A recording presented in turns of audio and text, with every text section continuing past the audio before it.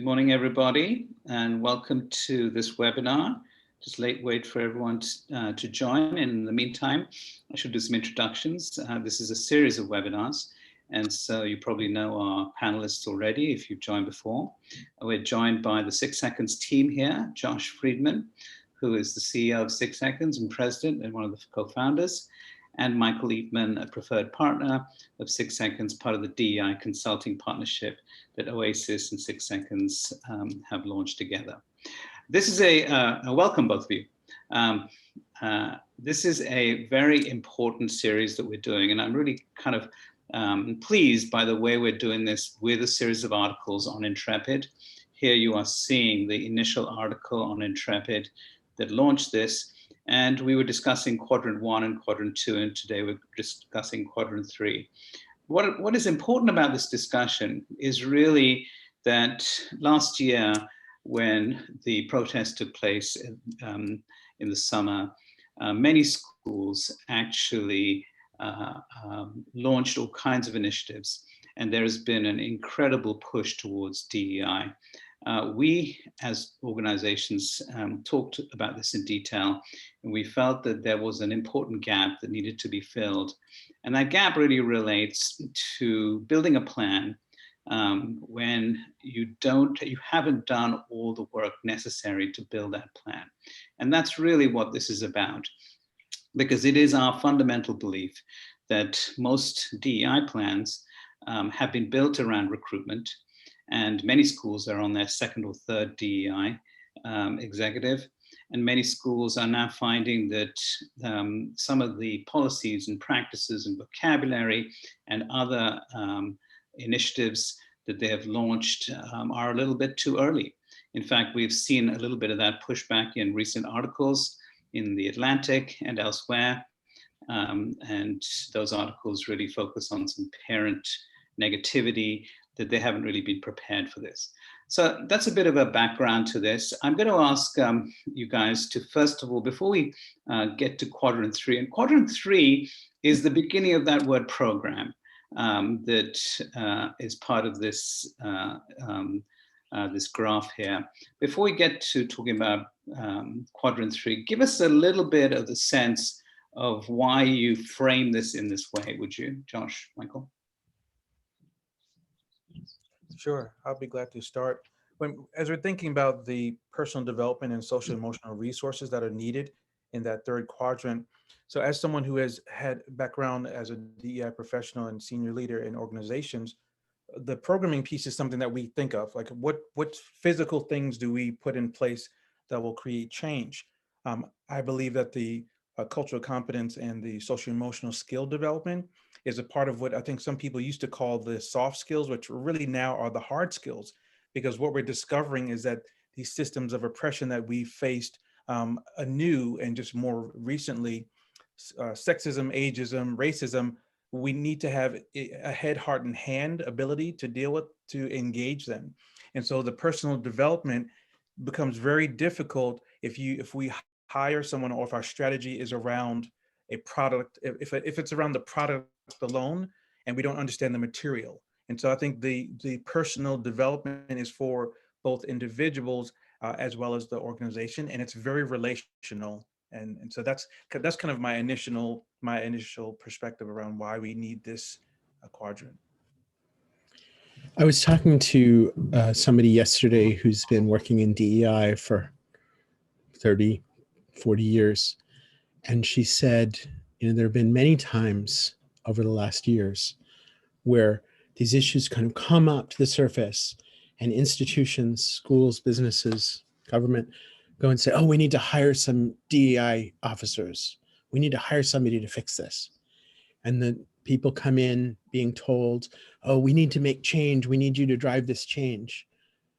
And then after a few years, those people leave those roles. And she said she's already seeing it after the uprising following George Floyd's murder. Big action to say, oh, we need to hire people, we need to change, we need to do something. And now already we're seeing those DEI officers resigning because, or forced out, because they were told, we need you to come in and do this work, fix this problem. But there wasn't actually a readiness and buy-in and commitment and alignment to actually fix the problem. And it looks good to say, oh, we're hiring somebody, but you're kidding yourself if you think that somebody is going to come in and change this aspect of culture in a community, in a school within a community, in relationships within that school, in the relationships outside, by themselves. Indeed. If any of the OESIS team are on, our panelist Dennis Biscard is trying to join and he's having problems. I would appreciate if you could help him do that. So going on with what you were saying, Michael, the product, I think one of the things that you talk about in this article on Quadrant 3 is how the process is as much of the content of implicit programming. Talk to me about what you mean by that. Sure. Well, as Josh and I were writing this piece and thinking about it, the actual, it's a part of the conversation in 6 seconds language. It says the conversation is a part of the process. And so if we only think of it being one way, we might miss what the process can be. And so the way we engage across cultures, the way I engage as a man of African heritage and the way Josh may engage as a man of European heritage, we might be in the same room, but going different directions. And so the reason why we have to do this work around personal development and social emotional engagement and alignment is it allows us to see ourselves. One of the questions we talk about is who has a voice in the room? And so Josh and I are teaching a course for International Coaching Federation coaches. And one of the things that we're asking in that conversation is, if the both of us are in a room, it could easily be turned to Josh as the white man in the room to be the authority. And he may be a great guy, but he may not have any of the background. So how do we begin to say who has voice, who needs to take space, who needs to make space? And so when I think about the implicit experience, it has to first start with what do we need to be aware of in that environment? Those are some things that are floating through my mind. And when you embark on a planning process where you're starting in Quadrant 1 and going into Quadrant 2 and now coming to Quadrant 3, I'm assuming that after a bit of capacity building, you will start to build some kind of baseline, right, from which to establish the implicit programming, even the implicit programming. So does, I know that you have a normed assessment called the Educational Vital Signs, I think, is that what it's called? That is part of that. How does that feature into this piece here of relational building? Well, I would say we're looking at an iterative process of going through these quadrants, 1, 2, 3, 4, 1, 2, 3, 4, 1, 2, 3, 4. We want to get enough of a plan that people feel we know why we're doing this, and those who are more logically oriented can kind of see what the milestones and metrics are. And then we move into building alignment around that, and then we move into this internal work, and then we move into the explicit kind of external work, and then we go back around again. The Education Vital Signs tool helps make some of these intangible ingredients more visible so that we can talk about it at that Quadrant 1 and 2 level in terms of where are we, how does that relate to where we collectively want to go? But then on the internal level, where am I? And this is typically, we'll use our emotional intelligence assessment in Quadrant 3 to help make more explicit what are the internal skills that I need to do that work. But getting an objective as possible, and I'm the author of 9 different psychometric tools, and I can tell you that psychometric tools are just data. They're not the truth. But a survey doesn't give you meaningful data unless it's normed and validated. And so for you to have something you can actually have a conversation around that's meaningful, that lets you say, okay, we understand that this score is higher than this score, and that means something. Now we can start to talk about what's driving that. And essentially all of this work, what we're trying to do is to help people go below the waterline in the iceberg. And particularly on the left side, is all this stuff happening below the waterline. On the right side, it's kind of above the waterline. And on the left side, it's kind of below the waterline. And so the data and metrics help us have the conversation about these intangible pieces. Got it. So if it's an iterative process and it's going round and round, are there any, what do you use to guide movement towards the explicit from the implicit? Well, yeah, I'll give you a quick example. So we're working with a school right now, and we're partnered with the SEL DEI component. And as we're beginning to do work with the organization, one of the things we're thinking about is how do we get into alignment? So how do we find out where an organization is? Because if we as outside consultants go into an organization without knowing what the senior leader thinks, what the board of trustees is thinking, what folks who are part of an initiative are thinking, we're going to fail quite quickly. And so what the initial phase that we're in is just saying, here's who we are. And one of the main questions we have been asking is, what's good and what's hard about being a part of this organization and doing the work that you do there. So it really evokes the organization telling their story as opposed to me saying, I'm a DEI person, I know what you need. And so that's one of the initial phases that we're in. Michael, Sanjay, could you scroll down to there's 3 discussion questions right there. And those are 3 questions that Michael and I would encourage schools to discuss. And I'm delighted to see Dennis here. And I'm just curious, as you look at those 3 questions, Dennis, I imagine you've probably had conversations like this in schools that you lead.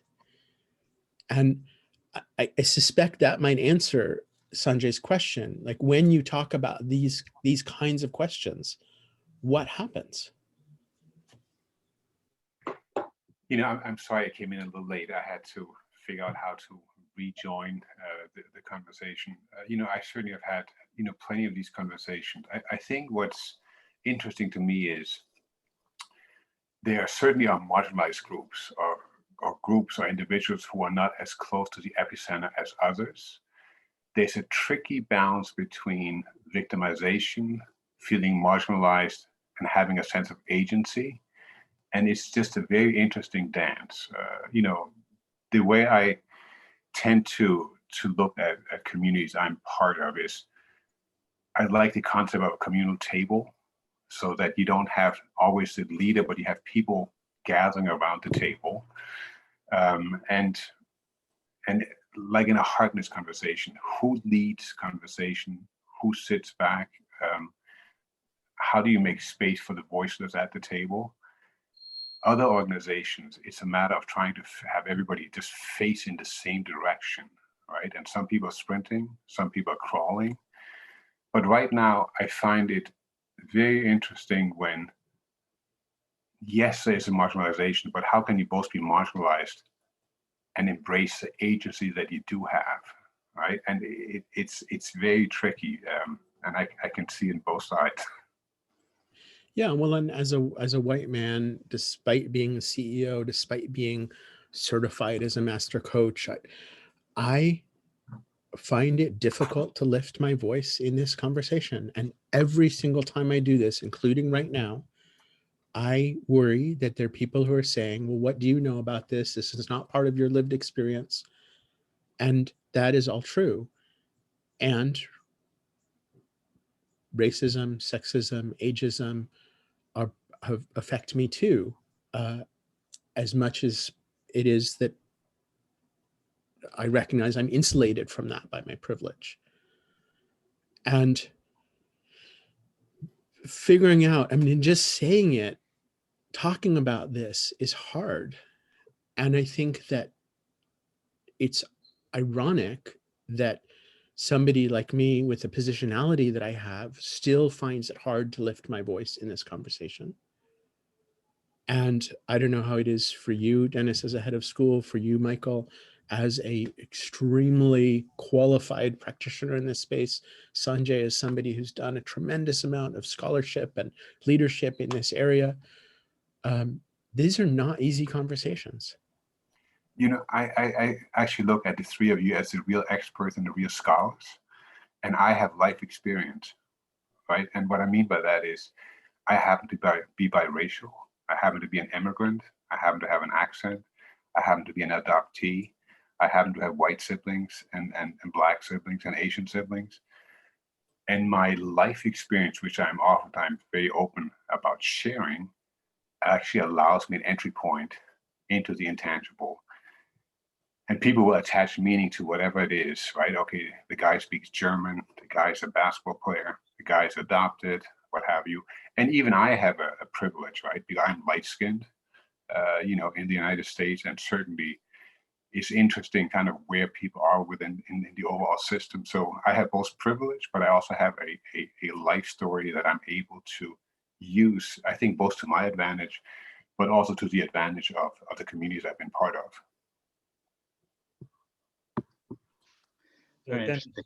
hey, Dennis, I was just going to say how powerfully said, and one of the complexities that we're experiencing. So as Josh and I, even within the partnership that we have, how do you create space for everyone? So in a heightened sense of awareness of the killing of men and women of color, folks in the Asian American Pacific Islander community, there are still white people that have stress and struggle. And it is a real, you said, it is tricky, because if we got to know when to take up space and when to make up space. And I'll give my short example. I was talking to a colleague this morning who's of Asian heritage, and we were talking about who should speak when. And we're going, think about how everyone on the call, think about how you're feeling in your body right now. Even as we're talking, there's a sense of heightened energy. I don't know about you all, but I feel that. And this is right in the quadrant that we're in. Personal development means it's very close. If you heard Dennis talk about all of the layers of who he is, that brings him into the conversation. If we go, you have to have a certification to do this work, all of Dennis is we lose. If we say that if you're CEO, you can't do this work, you can't be in it. If you say you're a person of color and you can do this work, you have that kind of a myopic perspective. So it takes a lot of development that many organizations do not have around bringing people together in a very difficult time, which is part of the reason we're doing this work. So can I throw out a question around different communities and this quadrant, and how parents and younger students in particular, because I think younger students are a very important community that probably needs a very different approach. How do you go about dealing with these different communities in this context? Well, my short answer, and then I'll turn it to Michael, whose kids are a lot younger than mine. I remember way back when mine were little, and when I taught, mostly I taught middle school. But the skills that we're talking about, we know we've worked for decades on developing social emotional skills, starting at 3 years old, going to 103 years old. We know these are measurable, learnable, scientifically grounded skills. There's a wide body of evidence suggesting that these kind of foundational skills for navigating complexity, whether you're having a conversation about, who gets invited to the birthday party and who doesn't, or whether you're having a conversation about what happened in the news, or whether you're having a conversation about an incident that happened in the school. These are the skills that we all need to practice and grow. And you can do it from a very young age. And it is an ongoing work. Michael? I'd add quickly that as having 3 children, 8, 6, and 5 years old, who are multiracial, I'm always aware that I better be talking about it now, because if I don't, someone's going to teach my children about it. And so through some of the research, particularly around brown boys, whatever the mix of their ethnic backgrounds are, they're cute up until about 2nd grade when they start getting tall. And when they get tall and strong, and my 8-year-old is pretty strong, I have to put a little more effort in to wrestle him. Now they become dangerous. And kind of thinking about a personal experience of your small kid being dangerous at 8 years old. I'm working with a school in a school right now where a kid has, at a third grade level, has been suspended for some behavior because the officials have not really thought about the kid's profile and where they come from and what their learning differences are. So kids very young are thinking about this. I feel in my own family, but to end this thought is some of the research, as I do with parents, is to say, at what age do kids begin to think about the ethnic and cultural background? And parents say 12 years old, 8 years old, 10 years old. It's getting younger, but it's 3 to 6 months. So if we wait until the kid is 12 years old, we've missed we've missed over a decade. So it's engaging parents specifically around what that level of development is, and then providing opportunities for them to learn where they're not being shamed or blamed or complained. That's been the approach thus far. I think one thing that I always think about myself is a quest into my own ignorance, right? Because there's certain areas where I have fairly deep knowledge, and then unfortunately there are areas where I don't, right? So when it comes to the anti-Asian hatred and crimes, the intangible, I can say I have 2 Korean sisters, so I feel it in my heart, right? On the other hand, I actually know too little about Asia. I know too little about a whole lot of things, right? And so I have to have a growth mindset and really go deeper there. I always have my antennas out, right? So I'm very conscious about right now that we have 4 males having this conversation, right? And so, which means that where's the counterbalance of the women? And, so I think if you can train your mind to always seek and figure out what is absent and how can we somehow ensure that that's also embraced. And I think that place of being a learner, that's what this quadrant is about. In quadrant 3, we're looking at ourselves in relation to who we want to be and to our community. And in this quadrant, we're really focusing on equipping ourselves to do that growth. There's a question from Matt Nink. I hope I'm pronouncing your name right. Hello, Matt. Does it make sense to start with the board and trustees to have the key leaders do the reflective work first? Seems like this often put into a silo of DEI committee on a board. It shouldn't begin with the full board in order to lead. Hey, Matt. Matt, you brought Matt in. Hello, Sanjay. How are you? Good to see you. As ever, good to see you as well. Thank you for the conversation. Do you want to add anything to that, Matt? Yeah, no, I just think that very often this work gets siloed into a DEI committee on the board, and then we don't have the full board engage in a full way. They really see it as other people's work, either the students' work or some of the faculty, and they view themselves in a different place. And I think that that's one of the things that we need to go back to quadrant 1 to really plan to have the full board engage fully in the beginning of the work. I'd say you're exactly right, Matt, that in quadrant 1, we become clear that this is part of the work of the school. It's not tangential. In quadrant 2, we build that alignment and we say, oh, who is the leadership in this community? Who is the leadership in this work? And then in quadrant 3, we say, okay, well, I need to develop. And whether I'm, quote, the leader on that committee or whether I'm a board member who is being in allyship in this work, I have work to do. And so we kind of frame it in quadrant 1, we internalize it in quadrant 2, we do it inside ourselves in quadrant 3, and then we do the explicit skill building in quadrant 4. Yeah, I mean, I think, Matt, you ask a very good question. It goes to the history of independent school governance. And Dennis, I want you to pitch in here on this because the board has generally tended to be deliberately sidelined and as for keeping out of the nose of whatever should be done by the rest of the administration, etc. But to be honest, when you look at the kind of hierarchies of power, within schools, this is not going to work unless they're fully involved. And often we do get boards, I think, saying, oh, no, or heads saying, oh, I have full support from the board. And that should usually be a bit of a flag, because that usually means like, you know what, throw it over the wall, it's your problem, please get on with it. Thoughts, Dennis? Yeah, it's, of course, the board's only employee is the head of school. Right. And, it's about fiduciary responsibility, policy setting, making sure that the school is up and running. I think in this day and age, boards are forced much more onto the playing field. I think a lot of schools right now are struggling with the fact that there seems to be a tug of war or maybe even a dichotomy between social justice on the one hand and kind of academic rigor and getting kids into the Ivies and NESCAC school, right? And I think schools are really struggling with, like, where can you actually combine the two? And I think a lot of them have been blindsided by Black at this and that school, and they're trying to do the best they can. The higher director of diversity or DEI, and are just at a loss because the issues are too much in their face, too big, and they don't even know where to start necessarily. Yeah, now they're being blindsided by woke at XYZ school. So Yeah.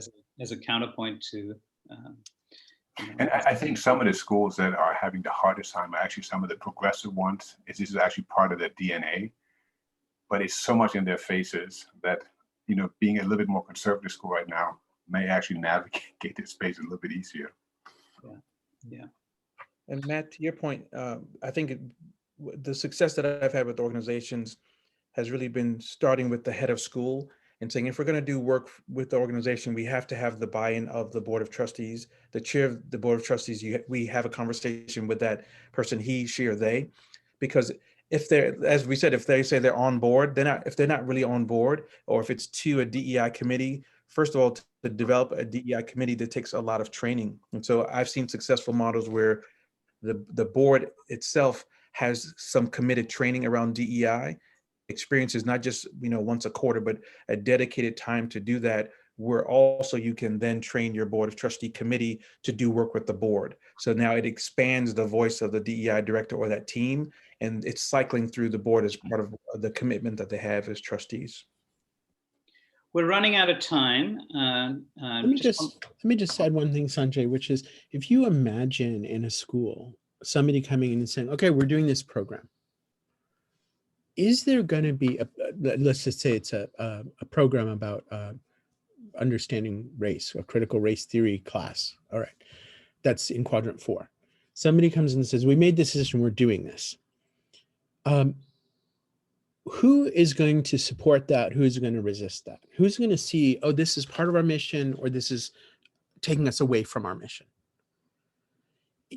If you don't have kind of across the different stakeholder groups, you don't need consensus, but you need a lot of people to say, yeah, I know why we're doing this. This is part of our mission. This is important. And I'm not saying this is the thing to do, but let's just, as an example, if a programming piece comes in and you don't have both the why and how it fits with our goals, and the who is going to support it and do that work and that readiness, you're going to actually say, oh, we're going to do this good thing, and you create more resistance. And you actually create divisiveness, instead of saying, oh, well, we're using this as an opportunity to advance this work that we have decided why, we built alignment around, we built internal skills for, and now we're going to do this program, and it's actually going to support the goals. And you're now bringing up a second independent school practice that does exactly that, and that's strategic planning. Because strategic planning has done it in exactly that way, not to build the buy-in, but essentially to adopt certain goals and then assign milestones based on more like product milestones as opposed to process milestones to show progress. Dennis? Can I ask one quick question to Michael and Josh? I'm always curious about, there's support and buy-in, but the next question I want to ask is, at what level? Is it level 1, 2, or 3? Like, what's the real depth of the buy-in? And how do you gauge whether I'm buying in or I really authentically buy in? Yeah, and Dennis, I yield my time to Michael. And Dennis, we are actually going to be talking about that in next Tuesday. Perfect. Where we have a fairly big announcement to make on something that we're doing together. And with that, it's 11 o'clock. Please join us next Tuesday for the last in this series. And good talking to you. Dennis, Josh, Michael, please don't go away. And I'm going to stop recording. Thanks, everybody.